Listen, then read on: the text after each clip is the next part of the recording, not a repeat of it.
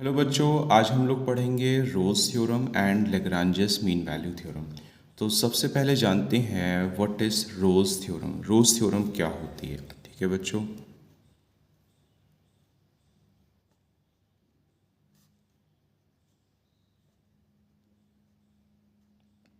तो Rolle's theorem work करती है रियल वैल्यूड फंक्शन के लिए। तो लिखते हैं बच्चों, F x is real valued function in closed interval. याद रखिएगा, close interval A to B में। तो बच्चों पहली कंडीशन होती है एफ एक्स इज कॉन्टिन्यूस होना चाहिए। कैसा होना चाहिए? Continuous in closed interval A to B में। दूसरी कंडीशन बच्चों होती है एफ एक्स इज डिफरेंशिएबल। ठीक है, एफ एक्स क्या होना चाहिए? डिफरेंशिएबल होना चाहिए in open interval A to B में।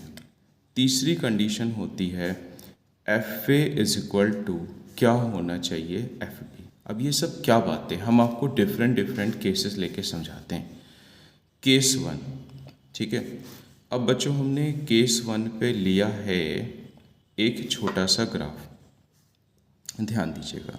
ठीक है, अब ये पॉइंट ए मान लो आप, ये पॉइंट बी मान लो। ठीक है, तो ए पॉइंट से वाई एक्सिस पे एफ ए आएगा और बी पॉइंट से वाई एक्सिस में क्या आएगा? F B.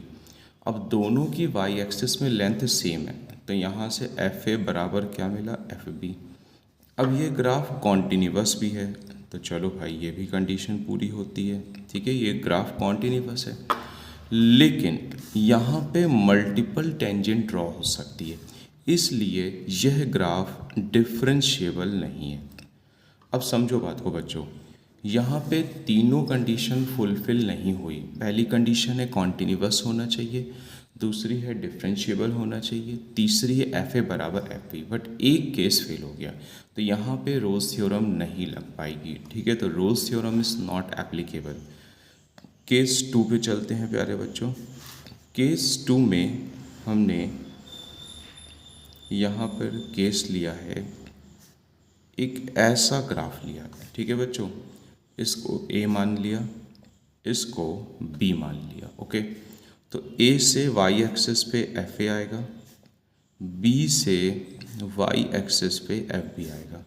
तो सबसे पहले चेक करते हैं क्या ग्राफ कॉन्टिन्यूस है। यस, ग्राफ कॉन्टिन्यूस है। क्या यह वाला ग्राफ डिफरेंशिएबल है? यस, यह वाला ग्राफ डिफरेंशिएबल है। ठीक है, लेकिन एफ ए एफ बी के बराबर नहीं है। क्यों नहीं है? एफ ए की लेंथ कम है और बच्चों एफ बी की लेंथ ज़्यादा है, तो ये वाला केस नॉट इक्वल हो गया। मतलब नॉट इक्वल तो बच्चों लगा ही दिया, तो क्रॉस लगाने की कोई ज़रूरत नहीं है। ठीक है, तो यहाँ पर भी रोल्स थ्योरम नहीं लग पाएगी। अब हम लोग समझते हैं बच्चों तीसरा केस। तीसरे केस में हमने लिया कुछ इस टाइप का ग्राफ। ठीक है, ये हो गया ए, इसमें वाई एक्सिस पे एफ ए मिलेगा, ये बच्चों बी हो गया, तो यहाँ वाई एक्सिस पे एफ बी मिलेगा। तो यहाँ पे आपको दिख पा रहा है एफ ए किसके इक्वल है? एफ बी के। ठीक है, और यह ग्राफ कैसा होगा? कॉन्टिन्यूस भी होगा और यह ग्राफ डिफरेंशिएबल भी होगा। ठीक है बच्चों, तो यहाँ पर आपकी रोल्स थ्योरम एप्लीकेबल। अब यहीं से आपको आगे समझाते हैं। तो ए से बी में कोई ना कोई पॉइंट सी मिलेगा, मान लो वो सी है। ठीक है, उससे जब हम टेंजेंट को ड्रॉ करेंगे, ये बच्चों एक टेंजेंट बना रहे हैं और वह टेंजेंट हमेशा एक्स एक्सिस के पैरेलल जाएगी। ठीक है, तो अब ध्यान दीजिएगा, यहीं से एक कंडीशन आने वाली है। क्या? अगर ये टेंजेंट एक्स एक्सिस के पैरेलल जा रही है, ध्यान दीजिएगा, तो यहाँ पे हम लोगों ने सीख रखा है जो इसका डी वाई डी एक्स होता है वो ज़ीरो होता है। ठीक है, तो क्या लिखेंगे? एफ डैश सी बराबर ज़ीरो। अब एफ डैश सी बराबर ज़ीरो तो है, ये किसके लिए वैलिड है ये जान लेते हैं। तो यहाँ पे स्टेटमेंट लिखा जाएगा देयर एग्जिस्ट, ठीक है, एटलीस्ट वन सी, ठीक है, lie between a to b, ये किसके बीच प्यारे बच्चों लाई करेगा? ए टू बी के बीच में, याद रहेगा। अच्छा, तो इसका मतलब ये हुआ C belongs to open interval A to B. तो प्रोसेस में आपको यही करना होगा, फंक्शन को डिफ्रेंशिएट करना होगा। अगर यह तीनों केस पास हैं तो फंक्शन को डिफ्रेंशिएट करोगे, ज़ीरो के इक्वल करोगे, एक्स को सी मानेंगे और जो सी की वैल्यू आएगी वो गिवन इंटरवल के ओपन पे लाई करेगी। ठीक है बच्चों। अब बच्चों हम लोग इम्पॉर्टेंट पॉइंट जानेंगे रोल्स थ्योरम के लिए। ठीक है, तो सबसे पहला इम्पॉर्टेंट पॉइंट ये है कि जो रोल्स थ्योरम फेल हो जाती है, कब फेल होती है? कोई भी तीनों में कंडीशन में कोई भी एक कंडीशन अगर पास नहीं है तो रोल्स थ्योरम नहीं लग सकती। तो स्टेटमेंट क्या लिखेंगे बच्चों? लिखेंगे Rolle's theorem fails for the function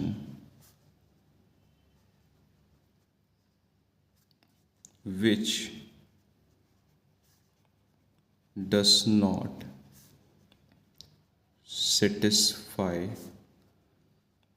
even one of the three conditions। तो तीनों में से कोई भी एक कंडीशन के फेल होते ही रोल्स थ्योरम एप्लीकेबल नहीं होगी। एक इम्पॉर्टेंट रिमार्क और जानते हैं कि जो कन्वर्स ऑफ रोल्स थ्योरम है वो ट्रू हो भी सकता है और नहीं भी। तो उसके बारे में एक स्टेटमेंट लिखने जा रहे हैं, ध्यान दीजिएगा। The converse of Rolle's theorem में not be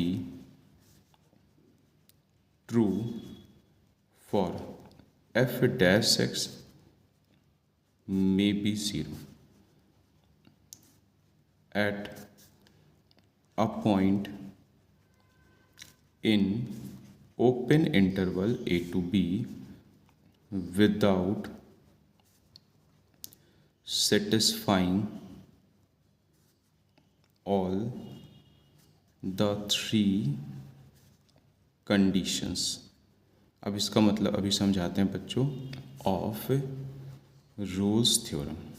अब इसका मतलब क्या है प्यारे बच्चों? इसका मतलब ये है कि रोल्स थ्योरम में कभी कभी ऐसा होगा कि एफ डैश एक्स तो ज़ीरो हो जाएगा, लेकिन और हमेशा ए से बी के बीच में भी हो जाएगा, लेकिन थ्री में से कोई भी एक कंडीशन, दो कंडीशन या तीन कंडीशन पास नहीं होगी। कभी कभी ऐसा होगा कि तीनों पास ना हो, कभी कभी दो पास नहीं होगी। ठीक है बच्चों, तो याद रखिएगा जो कन्वर्स है वो मे और मे नॉट बी ट्रू वाला केस है। मतलब ज़रूरी नहीं कि हमेशा बच्चों क्या हो, ट्रू हो।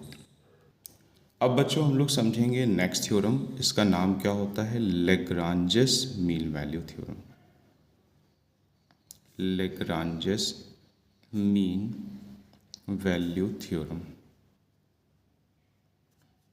ये थ्योरम बच्चों किसके लिए काम करेगी? Real valued function. तो लिखेंगे F x is real valued function in closed interval A to B. ठीक है, इसकी भी बच्चों पहली कंडीशन सेम होगी। क्या लिखेंगे? F x is continuous in closed interval A to B. Second condition होगी F x is differentiable in open interval A to B. ठीक है, इसमें तीसरी कंडीशन नहीं होती है एफ ए बराबर एफ बी वाली। ठीक है, याद रखिएगा। अब इसका जो केस है वो अलग केस है, ध्यान दीजिएगा। जब एफ ए बराबर एफ बी नहीं है तो सीधी सी बात है ए और बी के आउटपुट सेम नहीं आएंगे। इससे बच्चों क्या मिलेगा? एफ ए, और इससे क्या मिलेगा? F b. ठीक है, अब ध्यान दीजिएगा, यहाँ पर हम एज्यूम कर रहे हैं कि एक पॉइंट सी है। ठीक है, एक पॉइंट क्या है? सी। अब इससे ड्रॉ क्या करेंगे आप? टेंजेंट। टेंजेंट थोड़ी सी ऊपर से चली गई है तो ये क्या ड्रॉ हुई है? टेंजेंट। ठीक है, अब ध्यान दो बच्चों, टेंजेंट और ए को बी पॉइंट से मिलाने पे जो लाइन बन रही है उसका स्लोप मतलब ये जो कॉर्ड है तो दोनों का जो स्लोप होगा वो सेम होगा बिकॉज दे आर पैरेलल। ठीक है, तो टेंजेंट सी पे है तो इसका स्लोप क्या हो गया, एफ डैश सी हो गया। ठीक है, तो ये वाला जो पॉइंट होगा ये होगा ए कॉमा एफ ए, ये वाला पॉइंट होगा बी कॉमा एफ बी। तो आप फॉर्मूला लगा दें स्लोप का y2 minus y one upon x2 minus x one. तो ये x1 y1 मान लो, ये x2 y2, तो क्या हो जाएगा y2 minus y one upon x2 minus x1। ठीक है, तो f डैश सी क्या आ गया, F B minus F A upon B minus A. याद रहेगा, यहाँ पर स्टेटमेंट लिखेंगे वैसा ही, देयर एग्जिस्ट, ठीक है, at least one c lie between a to b. जो सी है वो किसके बीच लाई करेगा, ए टू बी के बीच। तो याद रहेगा आपको इसके प्रोसेस में एफ डैश सी बराबर ज़ीरो नहीं करना है, इसके प्रोसेस में एफ डैश सी बराबर F B minus F A upon B minus A करना है। यहाँ से सी की वैल्यू आएगी और ये किसके बीच लाई करेगी, ए से बी के बीच। ठीक है बच्चों, अब हम लोग लेग्रांजेस मीन वैल्यू के लिए कुछ इंपॉर्टेंट पॉइंट जानेंगे। तो पहला पॉइंट ये है कि लेग्रांजे मीन वैल्यू थ्योरम में अगर कोई भी दो कंडीशन पास नहीं है, मतलब कॉन्टिन्यूअस और डिफरेंशिएबल वाली, तो याद रखिएगा उस केस में लेग्रांजेस मीन वैल्यू थ्योरम, मतलब LMVT भी शॉर्ट में बोल सकते हैं, वो फेल हो जाएगी। ठीक है, तो स्टेटमेंट क्या लिखें, लेग्रांजेस मीन वैल्यू थ्योरम। आप इसे शॉर्ट में LMVT भी लिख सकते हैं। क्या लिख सकते हैं, LMVT। ठीक है, fails for the function which does not satisfy even one of the, अब वहाँ पे लिखा था 3 कंडीशन, तो यहाँ क्या लिखोगे, 2 कंडीशंस। ठीक है, अब इसी तरीके से LMVT का जो कन्वर्स है वो ट्रू हो भी सकता है और नहीं भी हो सकता है। तो स्टेटमेंट क्या लिखें, the converse of LMVT may not be true for f dash c may be equal to fb minus fa upon b minus a। ठीक है, एट अ पॉइंट C। ठीक है, इन A to B, जो C है वो open interval A to B में है, without satisfying both conditions. ठीक है, ऑफ LMVT, मतलब LMVT की दोनों कंडीशन को पास करे बिना भी ये ऐसा हो सकता है, लेकिन उस केस में कन्वर्स थोड़ी ना ट्रू है। कन्वर्स का मतलब पूरा सीक्वेंस ट्रू होना चाहिए कन्वर्स का। ठीक है बच्चों, अब बच्चों हम लोग 5.8 का क्वेश्चन नंबर 1 सॉल्व करेंगे, verify Rolle's theorem for the function. तो सबसे पहले बच्चों ये क्या है, पॉलिनोमियल है। तो स्टेटमेंट क्या लिखा जाएगा कि f(x) इज कॉन्टिन्यूअस इन -4 से 2। ठीक है, अगर ये कॉन्टिन्यूअस है पॉलिनोमियल, ठीक है, तो पॉलिनोमियल क्या होते हैं, डिफरेंशिएबल भी होते हैं। तो याद रखिएगा पॉलिनोमियल डिफरेंशिएबल और कॉन्टिन्यूअस दोनों होते हैं। तो डिफरेंशिएबल इन ओपन इंटरवल -4 से 2। अब तीसरा केस चेक करना है, जो एंड पॉइंट है उस पर रिजल्ट सेम आना चाहिए। तो x की जगह क्या रखोगे, -4, तो -4 2 टाइम्स -4 और 8, तो 16 8 8। तो आफ्टर सॉल्विंग बच्चों कितना आ गया, 0। अब आप f(2) निकालेंगे, तो जहाँ जहाँ x है वहाँ वहाँ क्या रखेंगे, 2। तो after solving 4 4 8 is equal to 0। तो f(-4) किसके इक्वल आ गया, f(2). तो तीनों कंडीशन सेटिस्फाई हो गई। ठीक है, अब हम लोग आगे का प्रोसेस करते हैं बच्चों। बच्चों आगे का प्रोसेस ये है कि इसे डिफ्रेंशिएट करा जाएगा, ठीक है। एक्स स्क्वायर का 2x, एक्स का 1 और 8 का 0, और अब हम x की जगह c रखेंगे, तो एफ डैश सी, तो 2 इंटू सी प्लस 2, ठीक है। इस कंडीशन के अकॉर्डिंग एफ डैश सी जो है वो किसके इक्वल होएगा, 0, क्योंकि यहाँ पे जो टेंजेंट है वो पैरेलल टू क्या हो जाती है, एक्स एक्सेस। तो 2c प्लस 2 बराबर 0, तो c की वैल्यू कितनी आ गई, -1। अब क्या ये -1 इसके बीच में लाई कर रहा है, यस, तो -1 इज बिलोंग्स टू -4 से 2। अच्छा, जो बिलोंग करेगा वो बच्चों ओपन इंटरवल पे करेगा, याद रहेगा आपको। नेक्स्ट क्वेश्चन है बच्चों, examine if Rolle's theorem is applicable to any of the following function. तो इसमें 3 क्वेश्चन दिए हुए हैं। Can you say something about the converse of Rolle's theorem from this example. तो देखो बच्चों, सबसे पहले हम लोग चेक करते हैं ग्रेटेस्ट इंटीजर फंक्शन क्या कॉन्टीन्यूअस होता है। तो देखो बच्चों, 5 से 9 पे जितने भी इंटीजर्स हैं, पहली बात तो उस पर कॉन्टीन्यूअस नहीं होगा। ये हम लोगों ने ऑलरेडी डिफ्रेंशिएशन में पढ़ा रखा है और कॉन्टीन्यूअस में पढ़ा रखा है कि जितने भी इंटीजर पॉइंट है उस पर ये कॉन्टीन्यूअस डिफरेंशिएबल बच्चों नहीं होता है, ठीक है। तो क्या लिखेंगे, स्टेटमेंट लिखेंगे, F x is not continuous in 5 to 9। अब कॉन्टीन्यूअस नहीं तो रोज थ्योरम एप्लीकेबल नहीं है, तो बात समझ में आ गई, लेकिन लिखना चाहो लिख लो, F x is not differentiable in open interval 5 to 9। अब जब ये कॉन्टीन्यूअस डिफरेंशिएबल ही नहीं है तो एंड पॉइंट पे इसकी वैल्यू चेक करने से कोई मतलब नहीं, करना चाहें आप कर सकते हैं। तीसरा पॉइंट, तो देखिए x की जगह 5 रखें। अब 5 एक इंटीजर है, तो इंटीजर 5 है अगर, तो ग्रेटेस्ट इंटीजर फंक्शन में इसका रिजल्ट 5 भी आएगा। f ऑफ 9, तो ग्रेटेस्ट इंटीजर फंक्शन ऑफ 9 भी 9 ही आएगा। तो इसका मतलब विच इज़ नॉट इक्वल, यह इक्वल बच्चों नहीं है, ठीक है।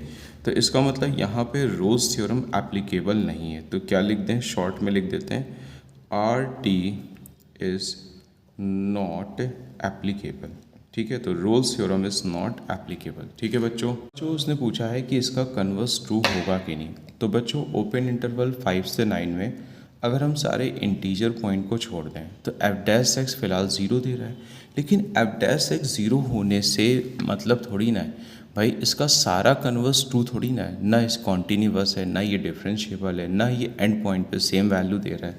तो स्टेटमेंट लिखेंगे, द कन्वर्स ऑफ, शॉर्ट में लिख देते हैं, Rolle's theorem may not be true, may not be true because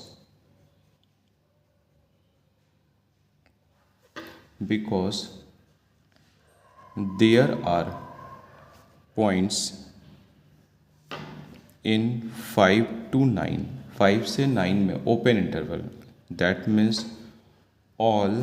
अब कैसे पॉइंट्स लोगे, नॉन इंट्रीगल, ठीक है, non integral values of x in open interval 5 to 9, ठीक है, where f dash x is equal to 0, ठीक है बच्चों। तो Rolle's theorem is not applicable. तो बच्चों एफ एक्स इक्वल फिर से ग्रेटेस्ट इंटीजर फंक्शन आ गया, -2 से +2 के बीच। तो सीधी सी बात है, स्टेटमेंट क्या लिखें, F x is not continuous, ये बच्चों कॉन्टीन्यूअस नहीं होगा, इन -2 से +2। फिर क्या लिखें, F x is not differentiable in open interval -2 से +2, ठीक है। तीसरा क्या लिखें, एफ ऑफ -2, ये आ जाएगा बच्चों -2, एफ ऑफ +2 ये आ जाएगा आपका +2। तो दे आर नॉट इक्वल। तो सीधी सी बात है, अब क्या लिखें, रोज थ्योरम इज नॉट एप्लीकेबल। तो रोज थ्योरम क्या नहीं हो जाएगी, एप्लीकेबल नहीं होगी, ठीक है बच्चों। अब हमको इसके कन्वर्स की बात करनी है। तो ग्रेटेस्ट इंटीजर फंक्शन आपका दिया था x बिलोंग्स टू -2 से +2, ठीक है। तो सीधी सी बात है, ओपन इंटरवल -2 से +2 में जितने भी नॉन इंटीग्रल सोल्यूशन है सब पे f' 0 आ जाएगा, बट यहाँ पे अदर कंडीशन फुलफिल नहीं हो रही है, तो इसका मतलब कन्वर्स इज नॉट ट्रू। तो क्या लिखें स्टेटमेंट बच्चों, लिखेंगे the converse of Rolle's theorem may not be true, ठीक है। बिकॉज ऐसा क्यों हो रहा है, because there are point in -2 से +2, ठीक है। That means all non integral values of x in -2 से +2 वेयर, ठीक है, f' इज इक्वल टू 0। समझ में आ गया। तो रोज थ्योरम इसलिए क्या हो जाएगी, नॉट एप्लीकेबल। अब बच्चों हम लोग चलते हैं नेक्स्ट क्वेश्चन में, f(x) बराबर x² - 1, ये एक पॉलिनोमियल है, ठीक है। तो स्टेटमेंट क्या लिखें, स्टेटमेंट लिखेंगे f(x) इज कॉन्टिन्यूअस इन 1 से 2। दूसरा स्टेटमेंट क्या लिखें, f(x) is differentiable in open interval 1 से 2।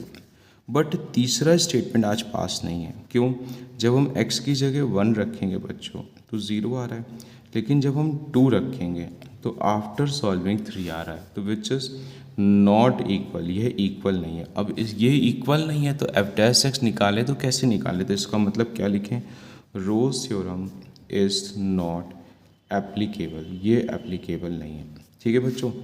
अब हम चलते हैं इसके कन्वर्स पे, 8 से कन्वर्स। अब ध्यान दीजिएगा, डिफ्रेंशिएट करो, जब हम इसको डिफ्रेंशिएट करेंगे x² - 1 को तो 2x आएगा, क्या आएगा, 2x।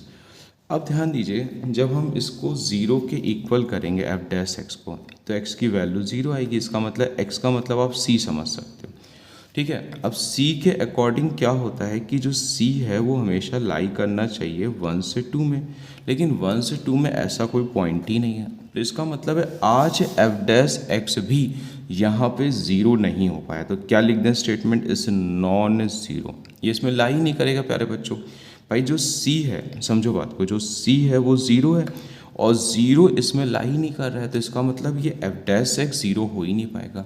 अगर f' 0 नहीं हो पाएगा तो इस केस पे भी हम स्टेटमेंट क्या लिखें, रोज थ्योरम का जो कन्वर्स है तो लिखेंगे converse of Rolle's theorem is not applicable, ठीक है। नेक्स्ट क्वेश्चन बच्चों थर्ड नंबर है, if f such that -5 to +5 to r is differentiable function. अगर कोई फंक्शन डिफरेंशिएबल होता है तो वह हमेशा कॉन्टिन्यूअस भी होता है, and if f' does not vanish anywhere then prove that. अब ध्यान दीजिएगा, तो अगर ये फंक्शन आपका डिफरेंशिएबल है तो सीधी सी बात है कॉन्टिन्यूअस भी होगा। तो स्टेटमेंट लिखेंगे f(x) is continuous in -5 to +5। दूसरा बच्चों लिखोगे f(x) is differentiable in open interval -5 से +5। अब तीसरी कंडीशन इक्वल के बारे में हमारे पास नॉलेज नहीं है, तो ये हमें हिंट मिल रहा है लैग्रांजेस मीन वैल्यू थ्योरम का, ठीक है। तो क्या होता है बच्चों, f' is equal to fb minus fa upon b minus a, ठीक है। और -5 से +5 आपको दिया है तो कंपेयर करो a to b में, तो बच्चों हो जाएगा b की वैल्यू 5, ठीक है, और a की वैल्यू -5 अपॉन 5 -5, ठीक है। तो f' आ जाएगा आपका f5 minus f of -5 upon 10। आपको गिवन है, क्या गिवन है, f' does not vanish. Vanish का मतलब है वह चीज़ एंड नहीं हो रही, वह चीज़ 0 नहीं हो रही, ठीक है। तो नॉट इक्वल 0 आपने लिखा, तो f5 f ऑफ -5 अपॉन 10 ठीक है, not equal 0। Then cross multiply, तो एफ ऑफ 5 माइनस एफ ऑफ -5। अब आप इसे शिफ्ट करें बच्चों, तो F of 5 is equal to, not is equal to बच्चों, इज इक्वल टू नहीं है, एफ ऑफ -5। आप चाहें तो इसे ऐसे भी लिख सकते हैं, पहले लिख लो -5 फिर लिख लो +5। तो यही बच्चों हमको प्रूफ करना था। बहुत बढ़िया क्वेश्चन था, ठीक है बच्चों। नेक्स्ट क्वेश्चन हम लोग सॉल्व करेंगे, question number 4। Verify mean value theorem if f x equal to x square -4x -3 in the interval, ठीक है, ए टू बी, और ए और बी की आपको वैल्यू दी है। तो इसका मतलब इंटरवल आपका हो गया 1 से 4 हो गया। अब गिवन एफ एक्स एक पॉलिनोमियल है। पॉलिनोमियल ऑलवेज कॉन्टिन्यूअस भी होता है और डिफरेंशिएबल भी होता है। तो पहला स्टेटमेंट लिखेंगे एफ एक्स इज, ठीक है, कॉन्टिन्यूअस इन 1 से 4, ठीक है। दूसरा स्टेटमेंट लिखेंगे F x is differentiable in open interval 1 से 4, ठीक है, याद रहेगा। अब बच्चों हम लोग सीधे LMVT का फॉर्मूला लगा देंगे। LMVT का फॉर्मूला क्या होता है, f dash x is equal to f B minus F A upon B minus, ठीक है बच्चों। तो सबसे पहले तैयार करा जाए एफ डैश एक्स, ओके। तो एफ डैश एक्स का मतलब क्या है, इसे आप डिफ्रेंशिएट करो, तो यहाँ पे हो जाएगा 2x माइनस का 4 एंड 0, ठीक है। अच्छा, आप एफ डैश एक्स की जगह यहाँ एफ डैश सी लिखें, क्योंकि फॉर्मूले में यहाँ पे सी वर्ड यूज़ होता है। तो जहाँ जहाँ बच्चों एक्स है वहाँ वहाँ आप क्या रखेंगे, सी रख देंगे, ठीक है। अब क्या फाइंड करना है, एफ बी। एफ बी का मतलब यहाँ पे बी की वैल्यू कितनी है, 4 है, तो एफ 4। तो बच्चों जहाँ जहाँ फंक्शन में x है वहाँ पे आप क्या रख देंगे, 4, ठीक है। तो फंक्शन को साइड पे लिख लें, वरना आपको दिखेगा नहीं, x square minus 4x minus 3। अब जहाँ पे x है वहाँ पे आप क्या रख देंगे, 4। तो बच्चों आफ्टर सॉल्विंग माइनस का 3 आ जाएगा।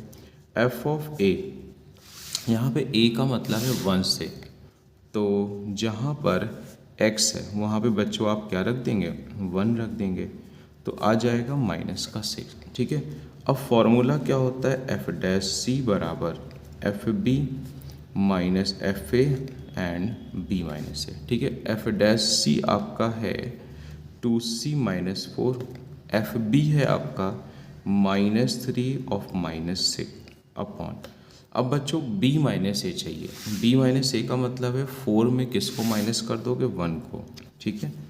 एक मिनट बच्चों, थोड़ा सा ऊपर लिखें, 4 में किसको माइनस करोगे, 1 को। सॉल्व करो तो 2c माइनस 4, तो यहाँ पे बचा 3/3, तो बच्चों रिजल्ट आ जाएगा 1। तो यहाँ पे जब c सॉल्व करोगे तो आ जाएगा 5/2, और 5/2 आपके ओपन इंटरवल पे लाई भी कर रहा है, तो इसका मतलब c की वैल्यू पास हो गई, c इज़ 5/2, ठीक है बच्चों।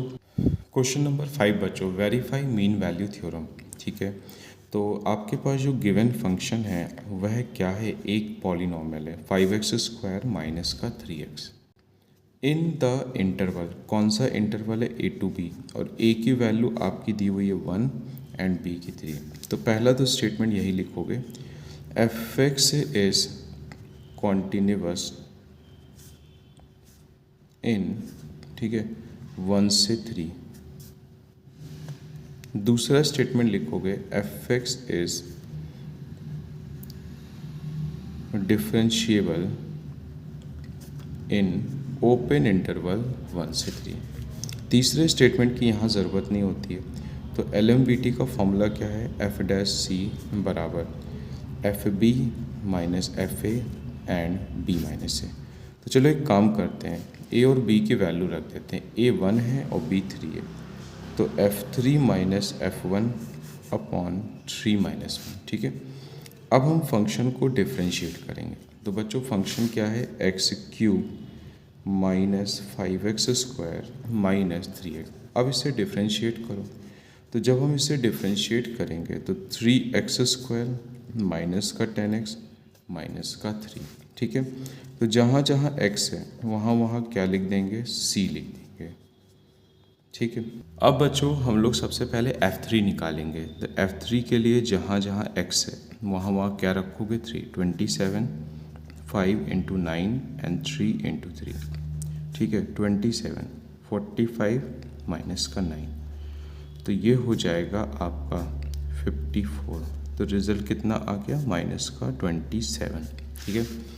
अब हम लोग बच्चों निकालेंगे f(1). तो जहाँ जहाँ x है वहाँ पे क्या रखोगे 1, तो 1 माइनस 5 माइनस का 3 माइनस का 7 आ गया, ठीक है। अब आपका जो फॉर्मूला है f' is equal to f3 minus f1/3 minus 1।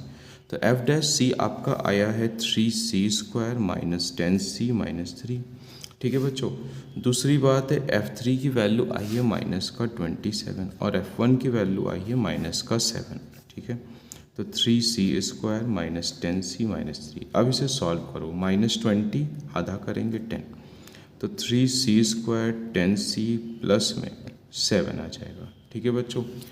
अब इसके फैक्टर पॉसिबल हैं कि नहीं, 7 3 जा 21, तो यहाँ पे बच्चों फैक्टर हो जाएंगे 3c² minus 3c minus 7c, ठीक है। तो दोनों में कॉमन क्या हो रहा है 3c, तो c माइनस 1। अब बच्चों दोनों में कॉमन क्या हो रहा है आपका माइनस का 7, तो क्या बचेगा c माइनस 1। तो दोनों में कॉमन लोगे तो 3c माइनस 7, तो c की वैल्यू 1 आ गई और c की वैल्यू 7/3। देखो 1 डस नॉट बिलोंग्स टू आपका 1 से 3, लेकिन 7/3 इज बिलोंग्स टू 1 से 3, ठीक है। चेक कर सकते हो 7/3 मतलब लगभग आपका हो जाएगा 2 से थोड़ा सा बड़ा, बट 3 तक तो पहुंच नहीं पाएगा। तो 7/3 इज बिलोंग्स टू 1 से 3, ठीक है बच्चों। हम लोग इसके आगे का पार्ट सॉल्व करेंगे, ठीक है। इसमें लिखा हुआ है c बिलोंग्स टू 1 से 3 में f' बराबर 0। तो f' आपको दिया हुआ है 3c² minus 10c minus 3, f' की जगह 0 रख दिया। अब इसके फैक्टर हो नहीं पा रहे हैं तो यूज़ क्या करें, क्वाड्रेटिक फॉर्मूला, ठीक है। Plus minus b² minus 4ac upon 2a, ठीक है। तो ये हो जाएगा 10 प्लस माइनस, तो ये हो जाएगा 136, ठीक है बच्चों। अब इसे आप 4 से डिवाइड दें 136 को, तो हो जाएगा 4 इंटू 34 अपॉन 6, तो आ जाएगा 10 प्लस माइनस 2 √34 अपॉन 6। 2 कॉमन होके कैंसिल आउट, तो 5 प्लस माइनस √34 अपॉन 3, ठीक है। अब हमने एक बार यहाँ पे लिया पॉजिटिव केस, तो पॉजिटिव केस में 5 प्लस √34 अपॉन 3। जब आप √34 वगैरह सॉल्व करके कैलकुलेशन करेंगे तो आ जाएगा 3.61, जो कि 1 से 3 में लाई नहीं कर रहा है। अब आप कौन सा केस प्यारे बच्चों लोगे, निगेटिव, तो 5 माइनस √34 अपॉन 3। जब आप इसे सॉल्व करोगे तो आ जाएगा माइनस में 0.28, ये भी इसमें लाई नहीं कर रहा है। तो उसने पूछा है कौन कौन सी वैल्यू लाई कर रही, कोई भी वैल्यू नहीं बच्चों, तो आंसर क्या हो जाएगा, नन, ठीक है। अब हम लोग सॉल्व करेंगे question number 6। Examine the applicability of mean value theorem for all 3 functions given in the exercise 2। अब देखो बेटा, जो क्वेश्चन नंबर 2 था उसमें अब हमको LMVT चेक करनी है, मतलब मीन वैल्यू थ्योरम, ओके। तो सबसे पहले चलते हैं, f(x) इज क्या लिखें, नॉट कॉन्टीन्यूअस।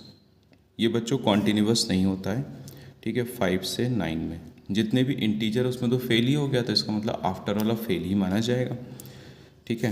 तो f(x) is not differentiable in open interval 5 to 9, okay. तो अब जब यही दो कंडीशन पास नहीं है तो LMVT इज नॉट एप्लीकेबल। क्या ये एप्लीकेबल हो पाएगी बच्चों, कभी भी नहीं हो पाएगी, ठीक है। LMVT is not applicable. अब हम चलते हैं इसी के दूसरे केस में बच्चों। दूसरा केस दिया है greatest integer function x belongs to -2 से 2 दिया है बच्चों, -2 से 2, ठीक है। अब ध्यान दीजिए, पहला केस वही लिखेंगे, f(x) इज नॉट कॉन्टीन्यूअस इन -2 से +2। ठीक है बच्चों। दूसरा केस क्या लिखोगे, f(x) is not differentiable in open interval -2 से +2। अब जब कॉन्टीन्यूटी डिफरेंशिएबिलिटी नहीं है तो क्या लिखें, LMVT is not applicable. LMVT क्या नहीं होगी, एप्लीकेबल नहीं होगी। अब हम लोग करते हैं इसका तीसरा। तो तीसरे केस में है f(x) बराबर x² -1। ठीक है, for x belongs to close interval 1 से 2 में। ठीक है बच्चों। तो सबसे पहली बात, ये पॉलिनोमियल है तो क्या लिखें, f(x) इज कॉन्टिन्यूअस। ठीक है, इन क्लोज इंटरवल 1 से 2। फिर क्या लिखें, f(x) इज डिफरेंशिएबल, ठीक है, इन ओपन इंटरवल 1 से 2। अब दो कंडीशन बच्चों पास है, इसका मतलब अब हमें LMVT चेक करना होगा। तो LMVT पे आते हैं। फॉर्मूला क्या होता है, f' बराबर FB minus FA B minus A। ठीक है, अब A से B वाली वैल्यू आपको 1 से 2 दी है। बस बच्चों फंक्शन भी कॉपी कर लें, फिर आपको दूसरे पेज से समझाया जाए। ठीक है, अब ध्यान दीजिएगा। अब हमने इस फंक्शन को डिफरेंशिएट करा। ठीक है बच्चों, तो 2x माइनस 0, x की जगह c रख दो तो 2c आ गया। अब हो जाएगा f'(c).